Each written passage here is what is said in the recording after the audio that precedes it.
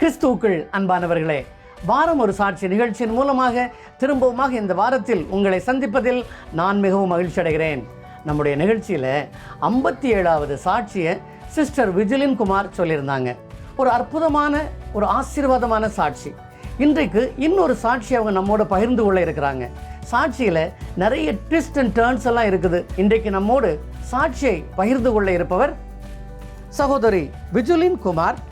இவரது கணவரின் பெயர் திரு குமாரசுவாமி. இவருக்கு 2 ஆண் குழந்தைகள். மூத்த மகனின் பெயர் ஜோயல் குமார், இளைய மகனின் பெயர் ஜோன்ஸ் குமார். இவர்கள் தமிழ்நாட்டிலே திருநெல்வேலி மாவட்டத்திலே களக்காடு அருகே உள்ள கடம்போடு வாழ்வு என்ற கிராமத்தை சேர்ந்தவர்கள். இங்கே மும்பையிலே விரார் பகுதியிலே குடும்பமாக வசித்து வருகிறார்கள்.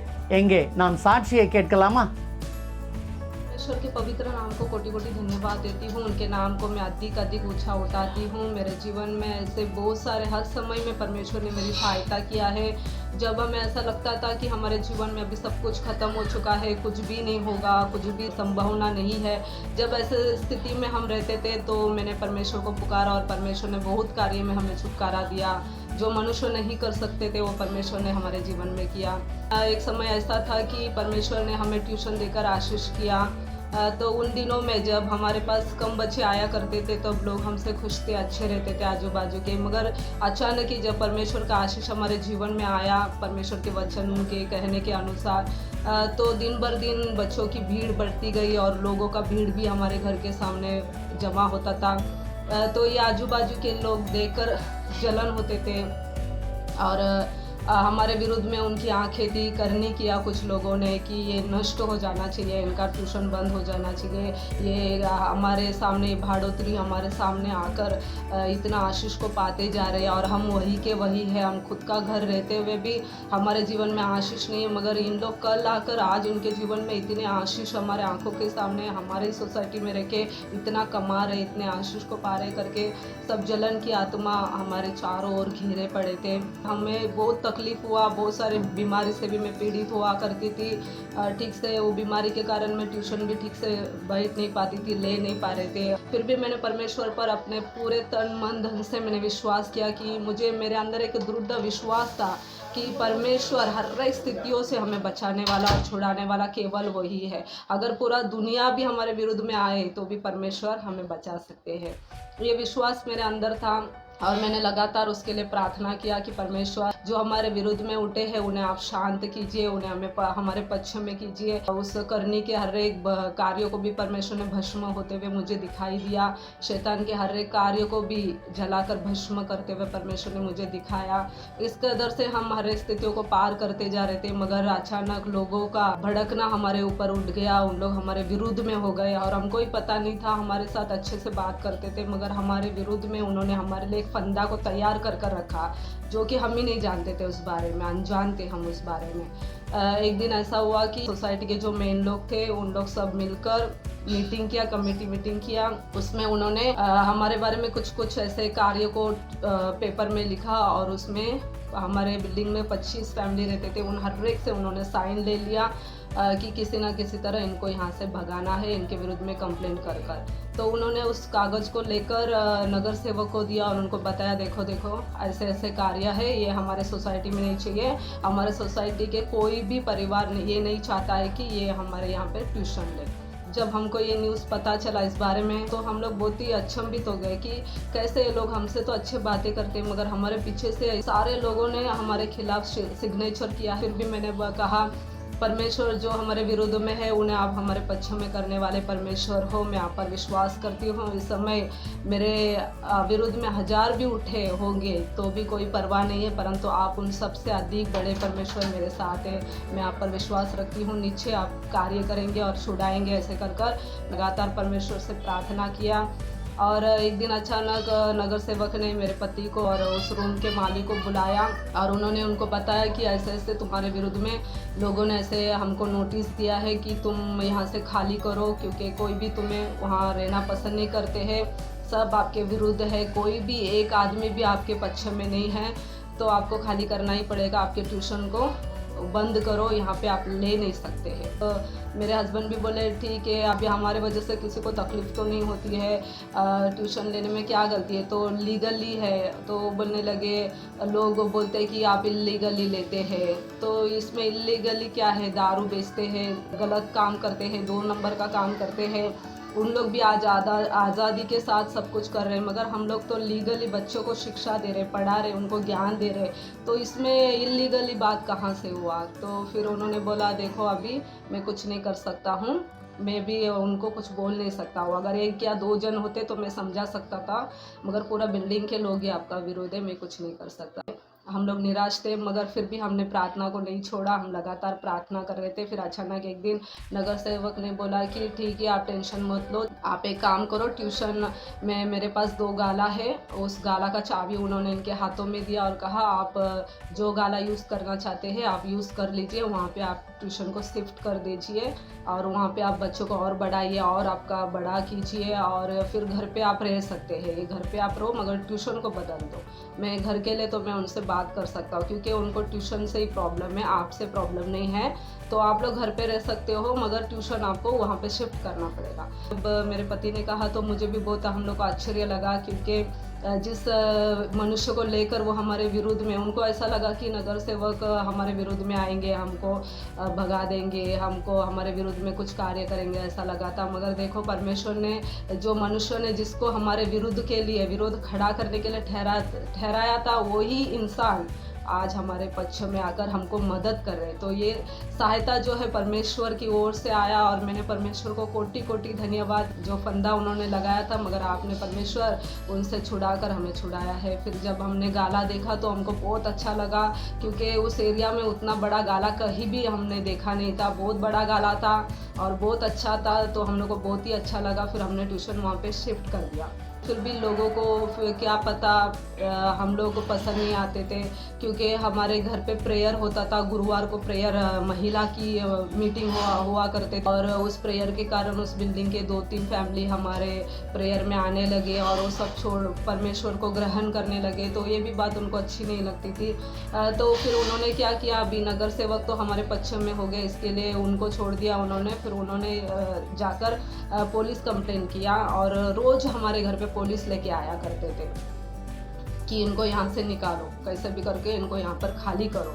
तो रूम मालिक भी बोले हमारा मर्जी है, हम किसी को भी रख सकते हैं, इनके वजह से आपको तकलीफ़ होता है क्या, इन्होंने आपको परेशान किया क्या, कुछ किया है क्या, इन्होंने कुछ नहीं किया, फिर आप इनको भगाना क्यों चाहते हैं, हमको इनको नहीं रखना है, ऐसे एक ही बात बताते। और रोज़ आकर पुलिस को लेकर हमको इतना मेंटली टॉर्चर किया, बहुत हमारा पानी कट किया, 15-20 दिन हम बिना पानी के रहते थे, ऐसे बहुत तरह तरह के टॉर्चर उन्होंने किया। घर ही घर में मन ही मन में दरवाज़ा बंद करके मैं रोती थी, परमेश्वर ये लोग हमको कितना सता रहे।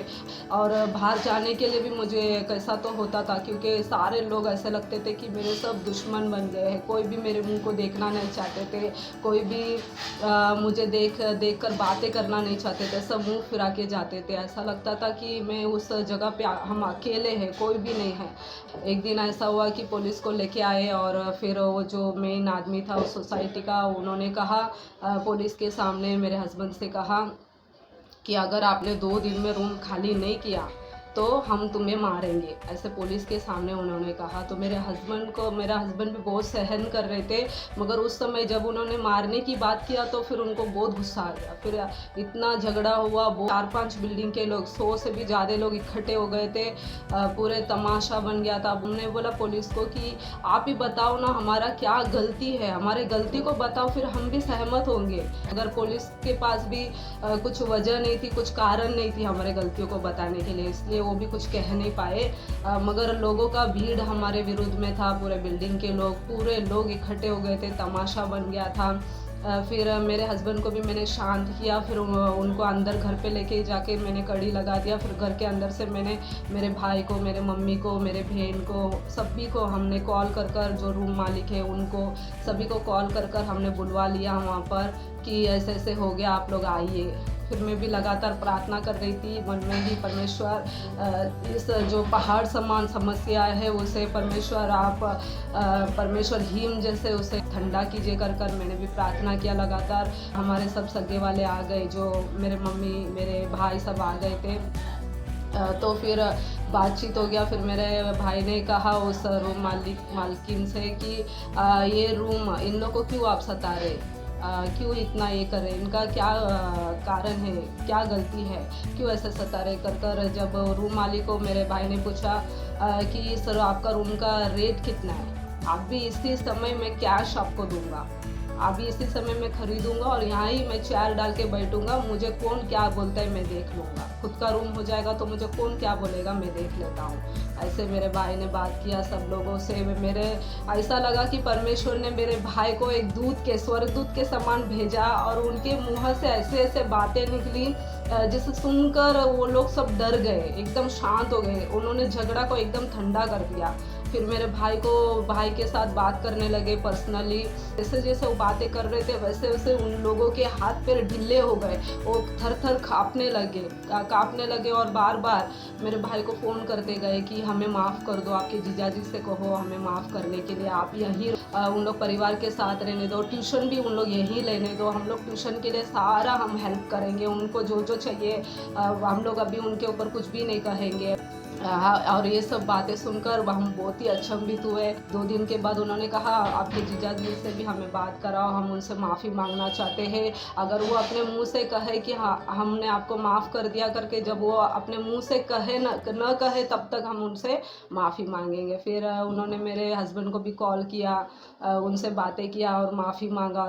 इस तरह से परमेश्वर इस बड़े से कार्य जो परमेश्वर ने ट्यूशन हमें आशीष कर दिया, मगर ये लोग हमारे विरुद्ध में आए थे। तब मैंने कहा परमेश्वर ये लोग मेरे विरुद्ध में नहीं आए हैं, आपका दिया हुआ आशीष के विरुद्ध में आए हैं और इसके लिए मुझे लड़ने की कोई आवश्यकता नहीं है, आपका विरुद्ध आए हैं, आप देख लीजिए परमेश्वर, मैं शांत रहूंगी करके मैंने विश्वास से प्रार्थना किया। और परमेश्वर ने बहुत बड़ा आश्चर्य कर्म किया, पूरे नगर सेवक को हमारे पक्ष में कर दिया और लोग भी हमारे पक्ष में आ गए। और परमेश्वर का वचन सच में एकदम सच और स्थिर है, उस वचन के अनुसार परमेश्वर ने हमारे जीवन में बड़े कार्य किया और हमारे जीवन को फिर से बदल दिया। और जैसे ही ये सब संभव हुआ हमने सोचा अभी यहाँ पे रहना अच्छा नहीं है, क्योंकि लोग भले आज हमारे पक्ष में आ गए फिर अभी हमें नहीं रहना है करके फिर हम अलग रूम में शिफ्ट हो गए।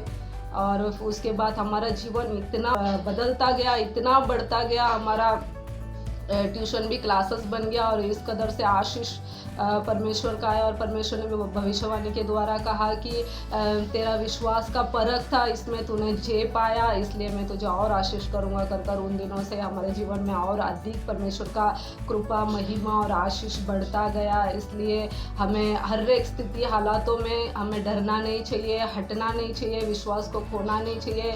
परमेश्वर पर एक अटल विश्वास जब हम रखते हैं तो परमेश्वर के आश्चर्य कर्मों को हमें देखने को मिलता है। तो परमेश्वर इस कदर से अद्भुत रीति से जो लोग हमारे बिजनेस को नष्ट करना चाहते थे मगर उनका जो प्लानिंग था वो असफल हो गया, मगर नष्ट करने के बजाय वो बढ़ते गया और आशीष पे आशीष मिलता गया। तो इसी तरह परमेश्वर के लोगों के जीवन में ऐसे कार्य होता है। तो आप लोग भी विश्वास कीजिए, परमेश्वर महान है। हमारा सोच, हमारा विचार, हमारा गति उसका नहीं है, उसका सोच विचार और हमारी गति में बहुत ही अंतर है। जब एक ईगल को जब कौवा देखता है झाड़ पर तो उसे शू शू करके भगाता है, मगर जब वो ईगल अपना पंख फैलाकर जब उड़ने लगता है उकाब, तो वो इतना ऊंचा उड़ता है, इतना ऊंचा उड़ता है कि वो हर एक 10 झाड़ से भी अधिक वो ऊंचा उड़ने लगता है और कौवा एक ही झाड़ तक वहाँ का वही रह जाता है। इसी तरह हमारे विरुद्ध में उठने वाले हमें शू शू कर भगाना भी चाहते रहेंगे, मगर परमेश्वर हमारे साथ है तो नीचे वो हमें 10 झाड़ से भी अधिक ऊंचाई पे हमें उड़ाएंगे, इतना उठाएंगे और आशीष करेंगे। तो परमेश्वर ने हमें अद्भुत रीति से चलाकर अद्भुत रीति से आशीष किया, इसके लिए मैं परमेश्वर को कोटि कोटि धन्यवाद देती हूँ। आमीन ஆமேன். வித்தியாசமான ஒரு சாட்சியை கேட்டோம் இல்லையா? பாருங்க, சகோதரிக்கு பலவிதமான பிரச்சனைகள், எல்லா பிரச்சனைகளையும் கர்த்தாதி கர்த்தர் அவர்களுக்கு சாதகமாக மாற்றி கொடுக்கிறார். ஒரு வசனத்தை எடுத்து வாசிக்கலாமா? ஏசாயா 43 அதிகாரம் 2 வசனம். நீ தண்ணீர்களை கடக்கும்போது நான் உன்னோடு இருப்பேன், நீ ஆறுகளை கடக்கும்போது அவைகள் உன்மேல் புரளுவதில்லை, நீ அக்கினியில் நடக்கும்போது வேகாதிருப்பாய், அக்கினி ஜுவாலை உன் பேரில் பற்றாது. Isaiah chapter 43 verse 2. When you pass through the waters, I will be with you. And when you pass through the rivers, they will not sweep over you. When you walk through the fire, you will not be burned. The flames will not set you ablaze. நம்முடைய வாழ்க்கையில் தண்ணீரை போல, வெள்ளத்தை போல, நெருப்பை போல எந்த பிரச்சனைகள் வந்தாலும் கர்த்தாதி கர்த்தர் நம்மோடு இருக்கின்ற பொழுது நம்மை யாராலும் அசைக்க முடியாது. அவருடைய ஆசீர்வாதத்தை தடுத்து நிறுத்த முடியாது. நீங்கள் கர்த்தரை அண்டிக் கொள்ளுங்கள், ஆசீர்வாதத்தை பெற்றுக்கொள்வீர்கள். திரும்பவுமாக அடுத்த வாரத்தில் இன்னொரு புதிய சாட்சியோடு உங்களை சந்திக்கும் வரை கர்த்தர் தாமே உங்களை பாதுகாத்து ஆசீர்வதித்து வழிநடத்துவாராக. ஆமேன்.